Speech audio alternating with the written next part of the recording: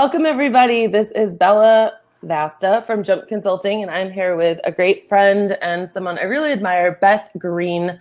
Hi, everybody. Bethany, Buster Green, Beth Green. What do you want to be called? Because you have an identity crisis like I do. I know, right? Beth is completely fine. My mom calls me Bethany when she's mad, so still at 40. So, okay. Yeah, Beth is fine. You're Beth then, because you're not in trouble today. Absolutely. Beth is an awesome pet sitter in Kentucky. She owns Paws Pet Care, and I want you all to know that this blab or this podcast kind of started because we were on the phone chatting away about Bethany's business, and Bethany's been following close the whole IC employee debate, and she is one of the most informed pet sitters I've ever met. She's constantly questioning, constantly scrutinizing, constantly making sure that the decisions she's making are still the ones that match up with her needs and wants and risk evaluation when it comes down to it. So without further ado, Bethany had gotten a meeting with her attorney. And Beth, what I love about what you did here is you didn't just like go and sit and talk for an hour and that was it. I mean, I saw the 3-page rebuttal that you kind of got from her in writing, re-explaining what her conclusions were in her professional opinion.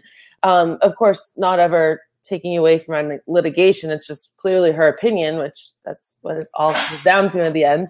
But I love how in depth it went. And today I want to talk with you about operations, supply, how the sitters are assigned work, the control over sitters, the skill set they have, the length of employment, methods of payment, and relationship of you and your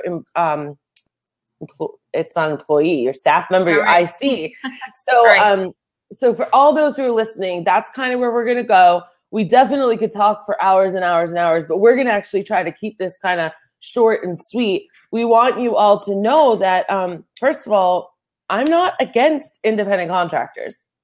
I just don't think that it's a risk that many people are willing to take. Therefore, I feel that employees are really the safest way to go.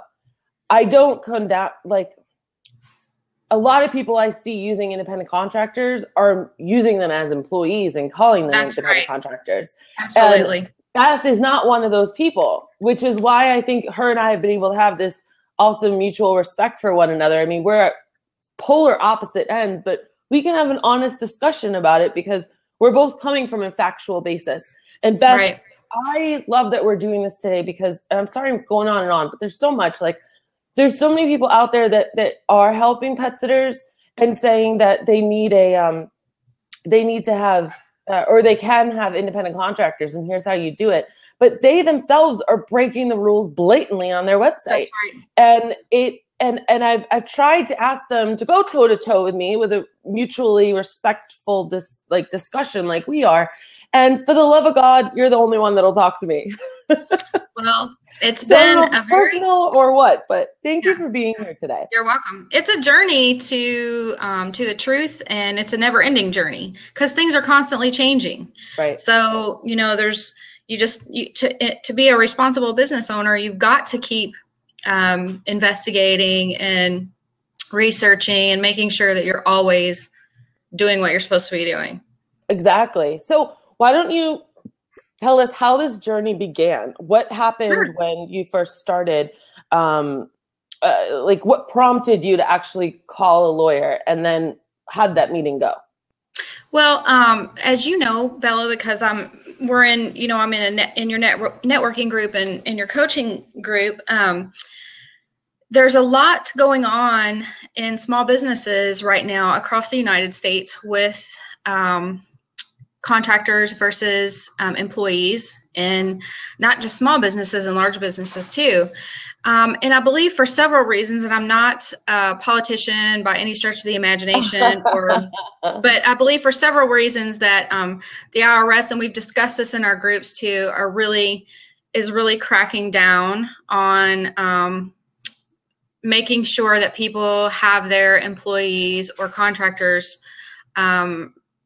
categorized right, or whatever the word is. Compliance, I think, is the way that yes, that they're compliant.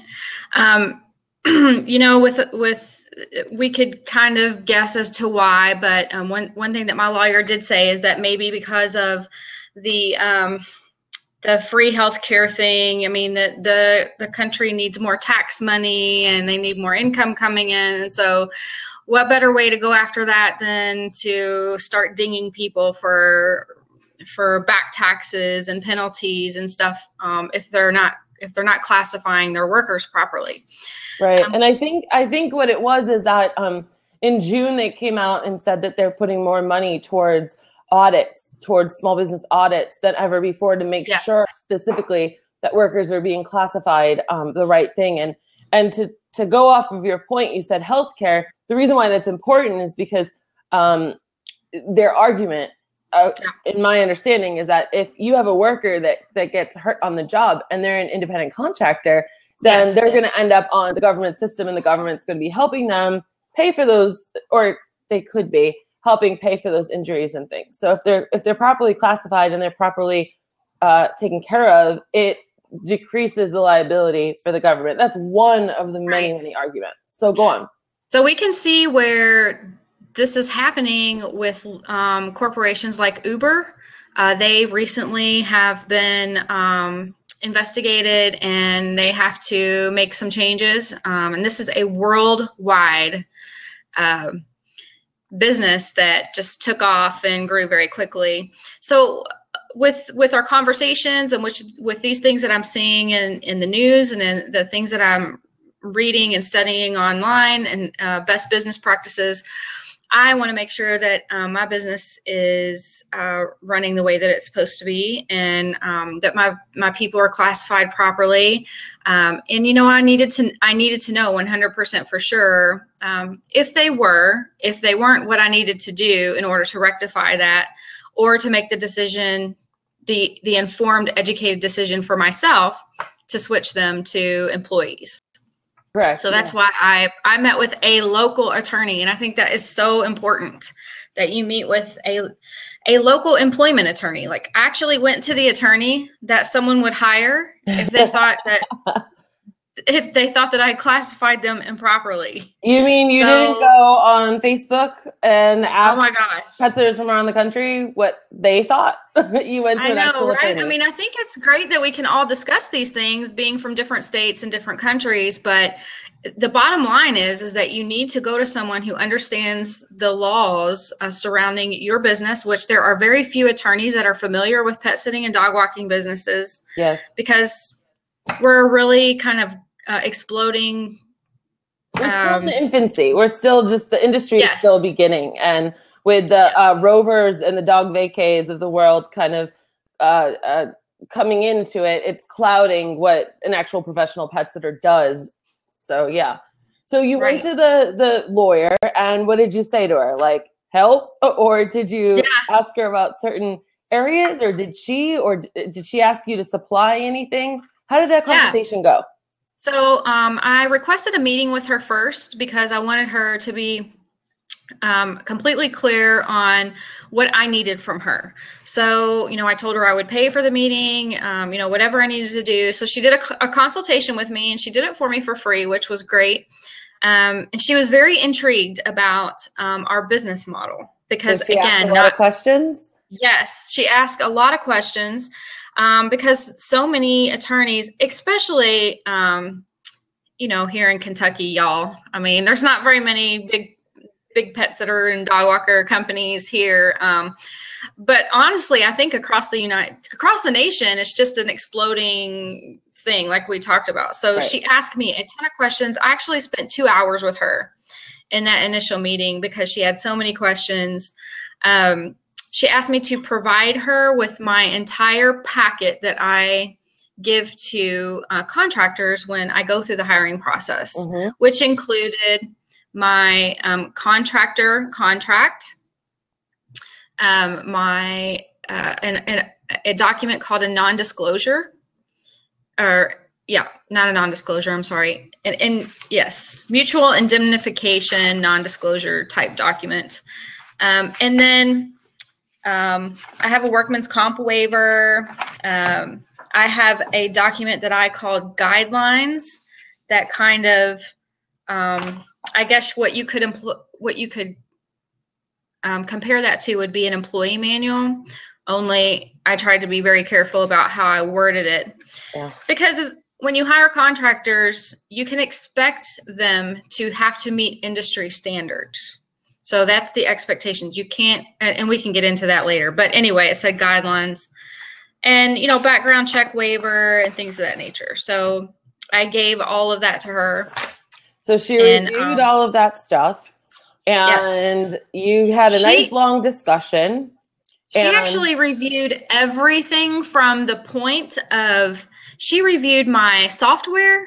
She reviewed my my intake as to how clients came to me, and then how they were assigned out to the contractors. How you operated all of my operations. I think that's so pivotal, because I think often we think that maybe we could go to a lawyer, sit down, try to get a free consultation for a half hour, and be in and out, wham, bam, thank you, ma'am. And then we get the answer that we're looking for. And then we say, oh, but my lawyer said, without really having this in-depth evaluation. And I think it's a really important point, and I'm glad that you're making that clear to everyone listening right now. Well, not only that, that meeting, I left her with some of the case studies that you had done. I told her about my business coach. Yeah. I wanted her to see clearly both sides of the independent contractor versus employee thing going on in this industry. And she was so intrigued, and she wanted to study do some case studies and stuff, that she asked me for 4 weeks.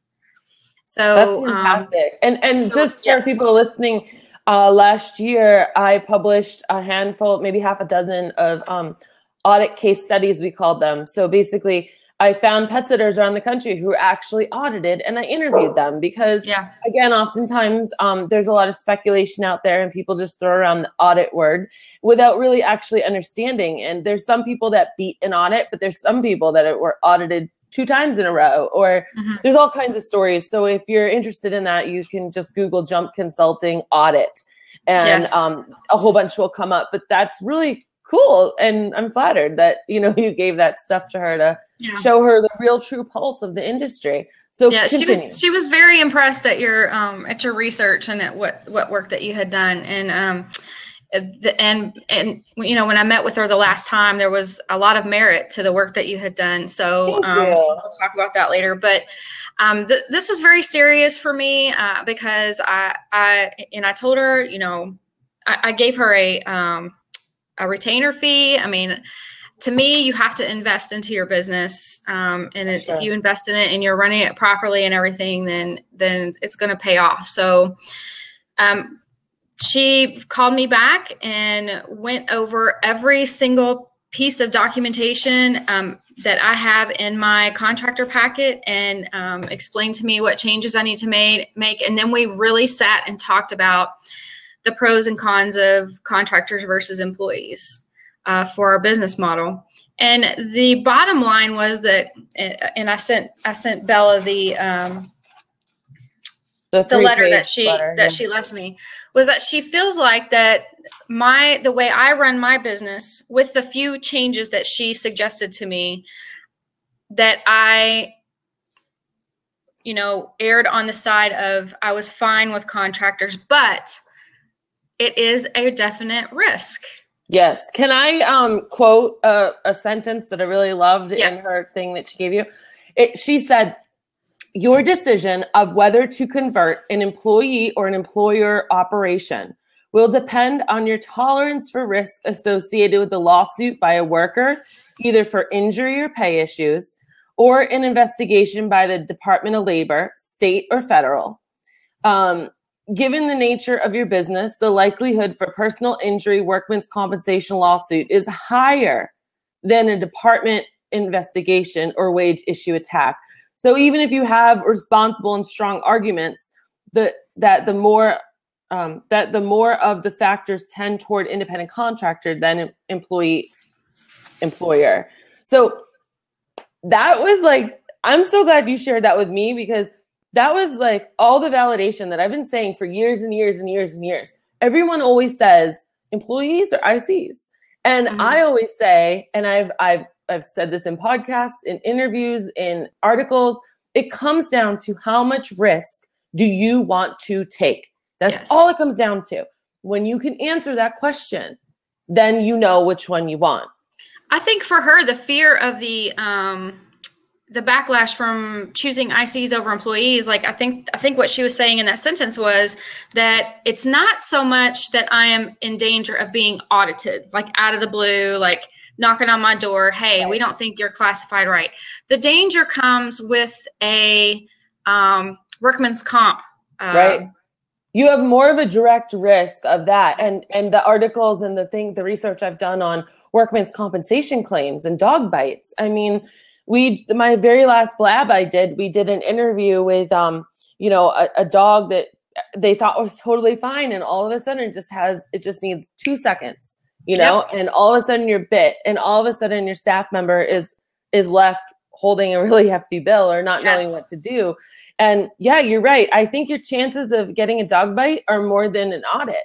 But the dog bite kind of starts the wheels turning towards going down the highway of being audited in the end. And I think that's what she was trying to say. And I completely agree with that. We have this industry, we're dealing with animals.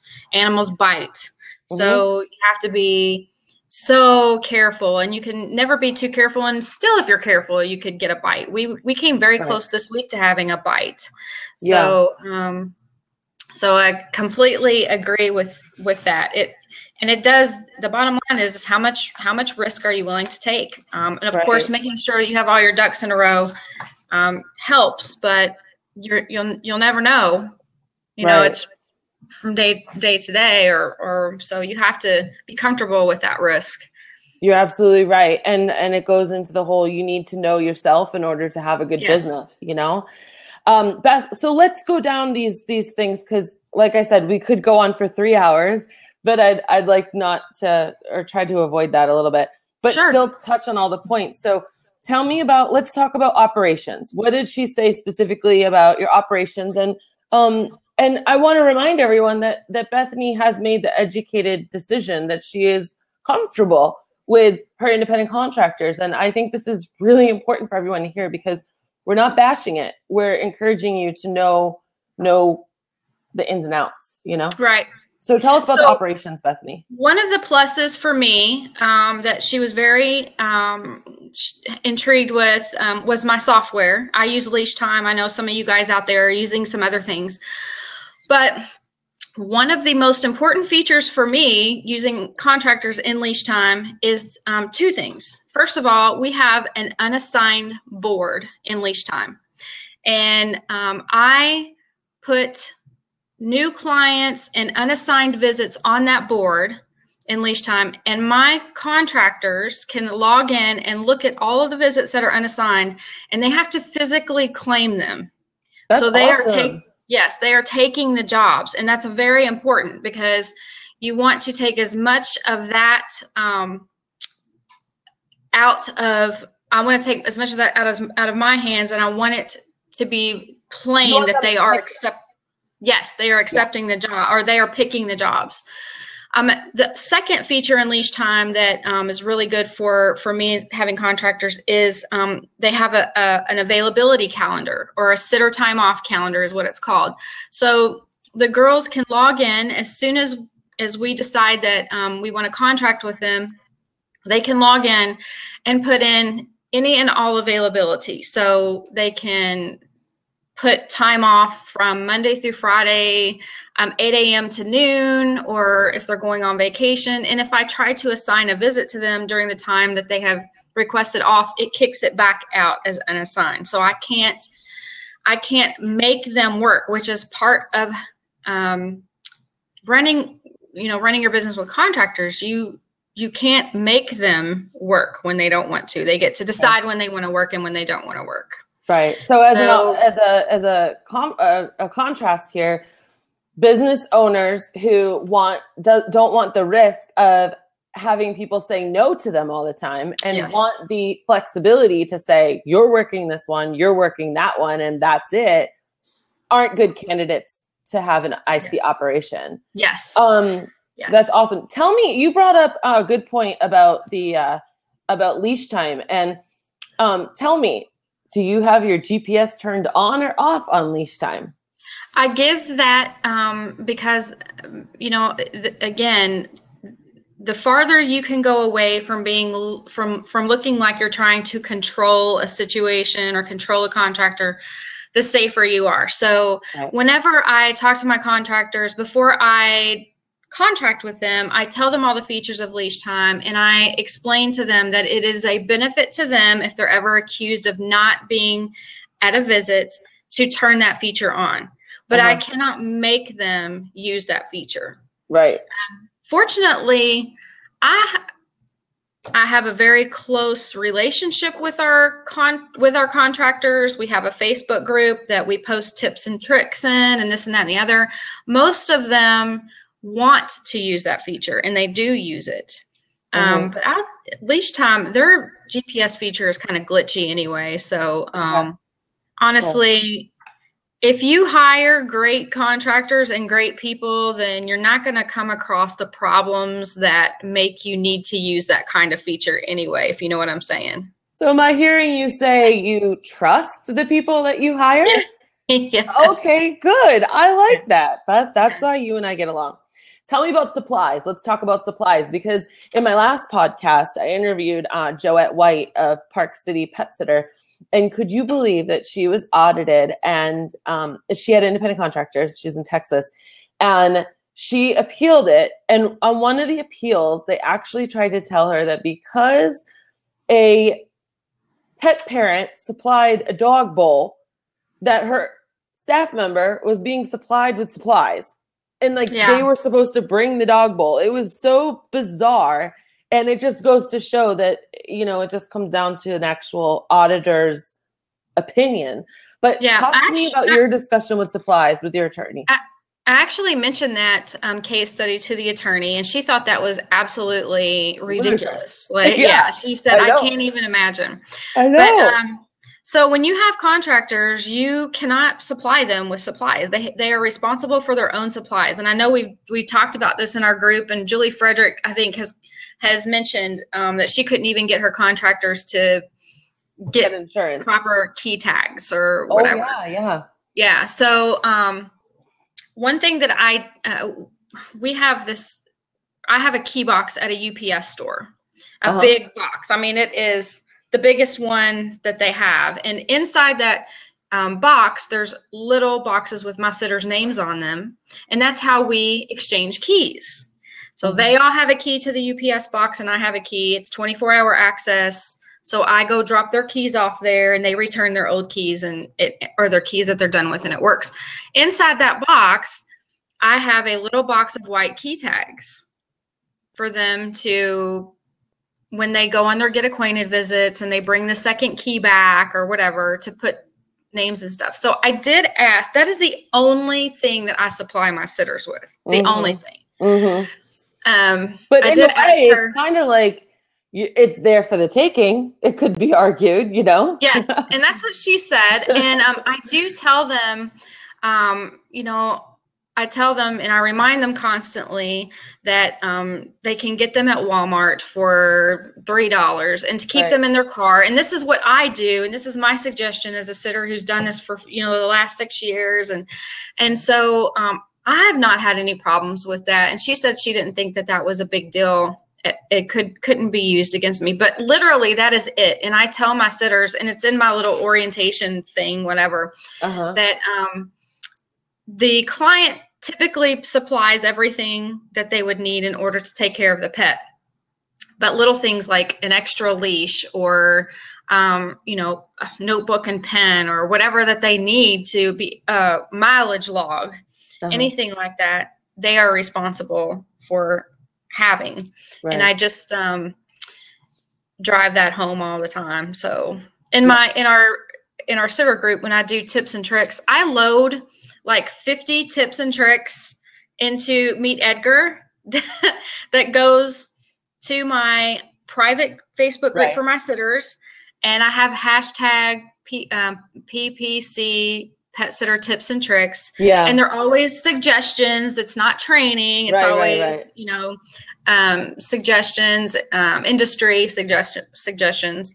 And every time I think of something like that, like key tags and stuff, I add that as a tip and trick, and it cycles through and reminds them all the time. I love it. For those of you listening, Meet Edgar is, it started maybe a year ago. It's a really amazing thing. You could schedule posts to come out on Facebook, but the minute they post, they start dying and they're dead. With Meet Edgar, what it does is it reposts your posts. It recycles them, and it's very robust. So it's $50 a month, totally worth it. MeetEdgar.com. Quick little commercial for them. We get nothing for it, but it's just amazing. Okay, so that talked about supplies, which is really great. Can you talk to me about, and we talked about how the sitters were assigned work with that job board, which I think is just fantastic. Yes. I know that there's a very famous company that uses Power Pet Sitter, and what they do is they still ask, so I guess it's not like a job board, but they say that all of the instructions come through your system, just like leash time. That's right. So your sitters aren't getting the instructions from you. That's right. They're getting it directly from where the client put it in, which I think is really important. So if you have independent contractors, you really need a client management system, because otherwise everything's in writing and you're screwed. I mean, there's no other way to say that. One of the important things about processes that she mentioned, even in the letter, was that the client specifies the service, the time, and all the instructions. Right. So it is coming straight from the client if you use a client profile management system. So because they have to independently log in and create their profile, and then they tell me, you know, usually the first time you help them build their first schedule, and then they have the opportunity to log in and request their schedules moving forward. So yes, a client profile management system is very, very important if you're operating with contractors, if for nothing else, to be able to prove that you aren't controlling them. You can prove that they're accepting the jobs. You can prove that the clients are logging in and putting their instructions in. So definitely. There's like no way around it. I mean, I would go out on a limb and say right now that it is a must have if you have independent contractors. And if you don't have an online scheduling system, you're screwed. I mean, you know me to be a straight shooter, and that's exactly what I'd tell everyone. If you have a scheduling system or not, and you are assigning your sitters jobs without asking them if they want to take the job, then you're setting yourself up for trouble. Oh, yeah. I mean, even if I can't get a hold of them immediately through leash time or email, I'll text my sitter the schedule, a picture of it, and say, do you want this job? So they respond back to me, and it's just laying the groundwork and the proof that they are accepting the jobs. And if you're assigning them jobs and they say, I can't do this job, and you say, too bad, then they're not contractors. Right. They're employees. Or if you're posting and saying, my contractors won't take any jobs, it's like, well, that's their choice. That's why they're contractors, you know? Right. And at the same, I'm not even going to go down that road. So talk to me about the length of employment and employment contracts, and when those contracts, when your contracts expire, and just talk to me about all of that. Okay, so first of all, do not buy your contractor contracts online somewhere. Do not go to a site and get templates. I can say that because I did it, and I've had to change my contracts because you need a contract that's built around your business model. And although maybe when you start out, if you think it's okay to get a template or whatever, fine, for $99 or whatever, but you're gonna have to. No. Yeah, exactly. No. Let me. I'm going to prove one thing. I'm not a lawyer. I'm not giving like legal advice, but you go call your lawyer today and you tell me that if in your contract it doesn't say the very last section or wherever you want it, honestly, this contract is bound by the laws of Arizona, by the laws of Kentucky, by the laws of California.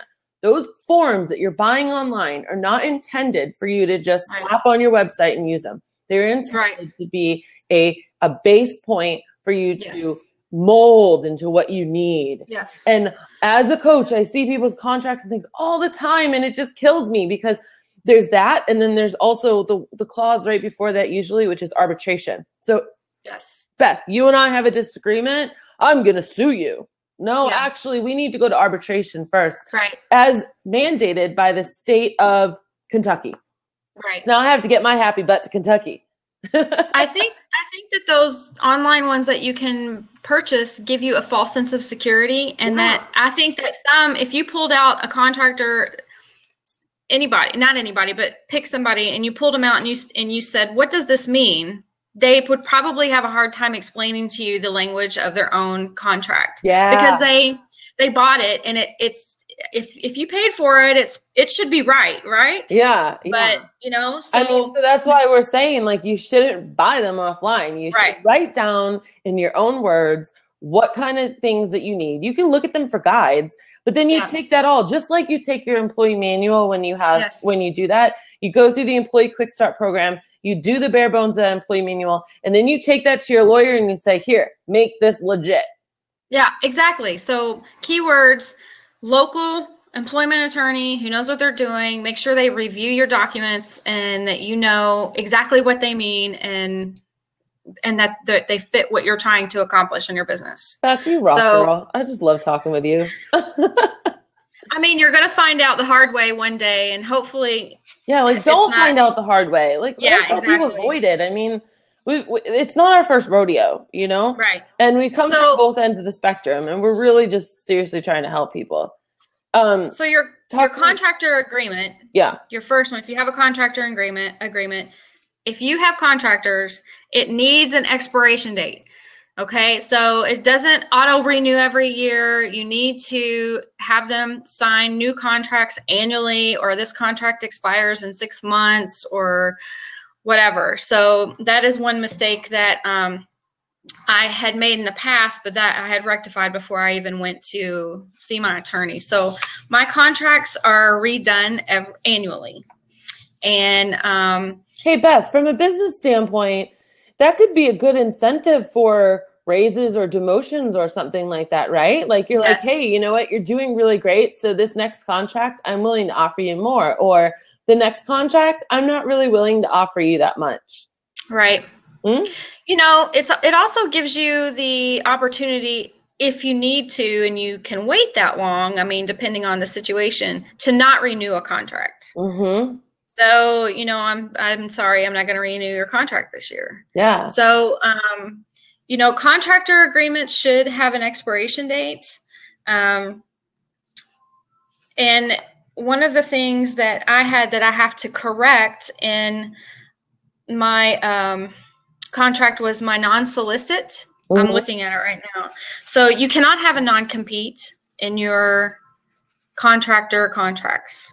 That makes them employees. Right. So make sure it is a non-solicit. You actually want them to have different jobs, right, Beth? Yes. If they're only working for you and they have no other pet sitting jobs and you are their sole income, guess what? You're an employee. Yeah. Right. So, I mean, that's difficult, because you've almost got to make sure that they've got a legit business going. They're registered with the state. They have their insurance. They have other means of income, not just you. Because I purchased this contract, I had a non-solicit for a period of 5 years from the date of expiration. Yeah. And she was like, that is way too long. I wouldn't do anything more than 2 years. Yeah. And maybe even a year, because if you're renewing the contract annually, then that's going to renew every year. So she said that was like a big red flag, and the length of that. And, she asked me why, and I was embarrassed because I was like, because it said that when I bought it. You know what, though? That's what I hope this kind of does, is it helps make people think about stuff, because so much of the time we do get caught in this whole, well, that's what so-and-so does, or that's what, and we forget to do our own checks and balances, which is why I have you on today. Because you did. And I want to be clear to everyone listening. now and in the future. We are not giving any legal advice. We're No. explaining our stories individually, and Beth's being so kind and so transparent and so helpful to everyone by letting you know and hopefully inspiring you to do your own research and talk to your own lawyer, or go find one if you don't have one. So let's, do you have anything more to say about that subtopic, about the length of employment? You mentioned the arbitration thing. My contract had an indemnification clause. Okay. And it said that that we agree, the both of us, so the contractor and my company, agrees to indemnify each other and its agents for damages it may suffer. Yeah. My attorney said that should not be a mutual indemnification. It should say that the contractor indemnifies my business from any damages, including legal fees, expenses, blah, blah, blah. She said that I either needed to take that out completely or to change the language. So that's the only other thing that I had to change in my contract. Okay, that's good. I mean, this stuff is so good, and I'm so like, I just want to hug you because I'm so proud of you for like actually doing this stuff that so many of us should always be doing, you know. And it's not just an IC employee thing. This goes for people with employees. You know, you can't be creating your employee manual and then giving it out without a lawyer reviewing it, you know? I mean, it's a legal document, and that's really long. And the same thing with our contracts with our clients. I mean, it's just such a good point in general. I see so many pet sitting contracts that release them of liability for everything.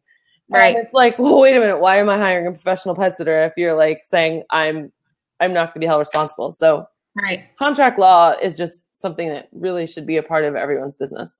Talk to me about the method of payment, Beth. How does the client pay? How do you pay your people? What did your attorney say about that? Okay, so the client is invoiced by the job, and they pay through our system, which is completely fine. But one of the other great things about leash time for me, for contractors, is that the contractor has their own little app, you know, just like Power Pet Sitter or whatever.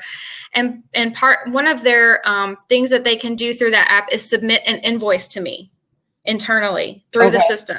So it shows up on my board, on my admin board through leash time as in contractor invoice, and it has their name, and I click on it, and it has it laid out by each visit and the amount that I owe them. And so they have to submit invoices to me. And if you're running your business with contractors and you're not having them submit invoices to you, then you are misclassifying your contractors, or that could be a big red flag. The second thing about payment is that you do not want to have a record of paying like payroll, like the same day every week. Your contractor should be able to submit an invoice to you by the job, or my rules are I will pay an invoice every 7 days, once in a 7-day period, or by the job. So, and I have contractors that invoice me both ways, and completely fine. It irritated me a little bit to have to log in to my bank and pay somebody every day or whatever, but it's part of having contractors. Yeah, it's part of something that you accepted. So alternatively, when you have employees, you can say you're paid on the 5th and 30th of every month. Payroll could take 5 seconds, and you get direct deposit. Well, with independent contractors, you chose to do it this other way, which is with the law. Imagine that. Right. So, I mean, so all of these little things, if you're audited, there's like a checklist of 10 things. And actually, depending on the state you're in or who your auditor is, and we've talked about that, they could be going by different checklists. I haven't quite figured that one out. But the one what my attorney talked to me, there's like 10 things. And basically, what's going to happen is that the more things that you are compliant with, the less chance you are of them saying, the less chance there is of them saying you've misclassified your contractor. So if you're doing 7 out of 10 things properly, and there's kind of an on the other couple of things, then that lessens the chance of you of them saying that you've misclassified your employees or your contractors. You're never going to misclassify your employees. Having employees takes all the risk, takes all that out of out of that. So, but you know, the other thing that we talked about was this little document I have here. It's not an employee manual because we don't do employee manuals for contractors. Everybody knows that. Mm-hmm. But contractors do have to operate within industry standards. Mm-hmm. So, you know, you can expect them to meet industry standards. And what she told me was that because this is such a new and upcoming industry, that there really wasn't any standards written or, you know, painter contractors, the industry standard is that you don't get paint on the ceiling and that the holes are covered properly. You know, there is a standard in the industry for a proper paint job, right? Right. So it's kind of not like that with pet sitters because we're not old enough yet, or not, you know, we're still growing. But anyway, it's such a unique and customized service that it's kind of like, okay, the pet's still alive and the bowls are cleaned. Like, you know, there's so much gray area. Yes. Mm-hmm. I have to change the verbiage in here. So guidelines, bad. I have to put nothing or suggestions. The word suggestions. Isn't it funny how it just comes down to all these, well, not funny, but semantics? I mean, the good thing I had in here was, like, I have contractor supplies, and it says that because you're contractor, you're responsible for all your supplies. Here's some supplies you may want to carry in your car, you know, suggestions. And then all through this document, I have contractor supplies, contractor paperwork, contractor attire she said was awesome because it says contractors are not held to any particular standards in clothing or attire, because you cannot make a contractor dress in branded clothing and all of that. They're contractors. Right. I did say it is suggested that you wear appropriate clothing for pet sitting and dog walking, including proper shoes. Mm-hmm. That was my suggestion. Right. And then one of the things in here that I have to change is I put contractor payroll. Don't use the word payroll. Yeah, you can't have a payroll. Yeah, I have to change it to invoicing. And then I had in there pay periods. So, you know, just little things like that. And then I kind of explained all of our services and what they entailed.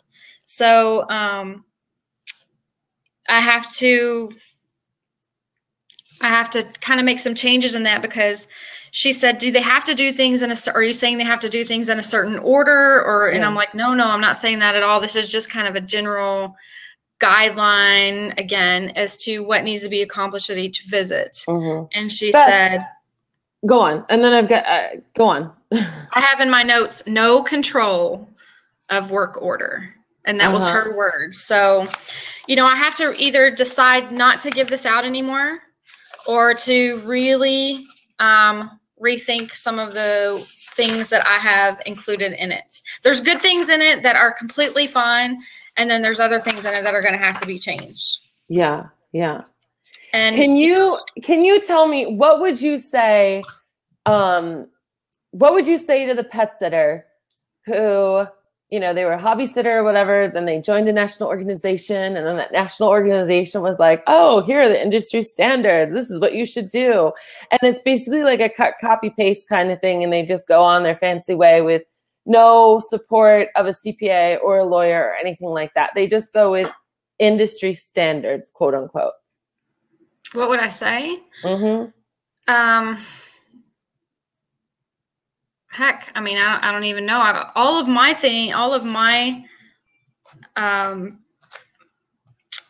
services have just come from experience of what a client expects. So, I mean, I would say don't cut and paste anything from anyone. Everything that you do for your business should be unique to what you are trying to accomplish in your business. Yeah. So I think it's I see it happen a lot. Like it happens with pricing. It happens with Yes. branding. It happens with what people put on their website.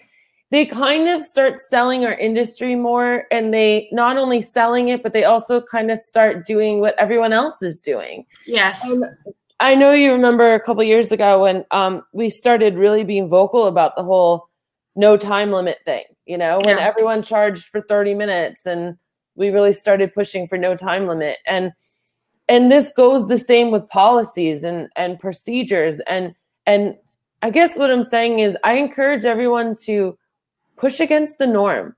Figure out if it actually matches up with your risk reward, tolerance. Find out if it matches up with your values and your goals for your business. Yes. Do you want to be doing 30 pet sits a day to make your goal, or do you want to be doing 15? Yes. Do you want to be able to have a staff that you can schedule, or a staff that you can really just know that they all have their own micro businesses and you're contracting with them and you don't have to control anything and you can just step back, Well, I think that what some people do, because this is such a growing industry, and I think that, and I'm not stereotyping anyone, I'm just saying, I think that some things that I've seen happen in Louisville, Kentucky, is that a person will see my pet sitting and dog walking business is the biggest here, and they'll be like, oh, I love pets and I can make a quick buck. I can do this and I can make a quick buck, or I can do whatever, when they have absolutely no idea of, they don't have goals, and they haven't made a business plan, and they don't know, where they want to go, or they don't know that they are never going to make any money, charging $15 for a 30-minute pet sit. Or, but they see someone that's kind of built something, and then they copy everything. I think that's just doing yourself such a disservice. Yeah. You should, I wish in the beginning that I had actually taken the time to do more research, and I did. I went against the grain with pricing and some stuff on my own when I started mine, but part of the best experience about this business has been learning and growing it. Mm-hmm. Not copying. And don't you have to you have to really understand who you are as a person, yes, in order to make your business unique, because I kind of feel like it's your style, you can't style your clothes and figure out what you want to wear that day unless and your business is so much similar to that. And when people feel stale in their business, it's because their business is lacking identity, I feel like. Yeah. And the more identity you can put into your business, the more you'll stand out from everything. There's so many websites that when I coach people, it's one of the things I love working on. They might have an awesome name or an awesome logo, but it's not translated through the whole thing. Yours is so upbeat and cheerful and awesome, and you have an awesome brand to you. But there's other websites you go on and it says your pet will be, safe and secure in your own home. No travel trauma. We'll turn the blinds to the lived-in look. They just sell the industry, and it's the same thing, right? Right. Exactly. Yeah. I think that you have to make it personal, and I think that if you do, then your clients are going to. That's what's going to set you apart, and your clients are going to feel that passion and feel that. That you are different, and they're going to want to be a part of that. It doesn't matter if your prices are higher or not, I mean, so if your passion and your personality are reflected through your work, then it's so much better than the cookie cutter. It is. It's the difference between when you go to a website and you're just oh my God, I have to have them, to the point that you have some sort of an emotional reaction to the ones that you don't. Now, the very last point that you had written, and I'm not quite sure if we actually touched on it or not, you said relationship between employee, employer. Did we talk about that yet? Or? Well, no. And some of the things that she asked me about regarding that was, do I require meetings? And I guess relationship would also be the requiring GPS check-ins and having requirements for them that is outside the scope of a contractor versus employee relationship. So you have to be very careful about, even in my group, in my private group, because nowadays anybody can take a screenshot of anything. Mm-hmm. I have to be very careful about the way that I word things. and using, again, the word expectations and stuff like that. So you just, again, I mean, if you decide to have contractors, I'm going to admit that employees is the easier way to go. Yeah. There's so much less risk involved. And so, myself and my business partner, who's also my husband, had to really make a decision as to, which road we wanted to travel down. Yeah. And even my attorney said that she felt like it was her opinion that our business model was leaned more towards contractors, using contractors. But she's not going to be the person to audit, to do the audit or make the decision if that should happen. So, and that's when she said that it just depends on how much risk that you're willing to entail. I love that saying. How much risk are you willing to take? Yeah. And there's just so many good things about this whole experience. And I just want to reiterate again how much respect I have for you for going through this, because I don't know too many pet sitters that have independent contractors that do it. A lot of them are, and I don't mean to sound mean, but this is my experience, ostriches. Like, their head is in the sand and they're just like, la, la, la, la, la, la. And the toughest part is, I've seen through the audit case studies that I've done, it really comes down to the person who's auditing you. It's not black and white. It's very gray. And my attorney said that exact same thing. And I did not try to pull that quote out of her because I wanted to see if she would say it. And she did. She said, it really depends on, she said, it's not fair, but it's like they don't even have their own standards by which to measure someone.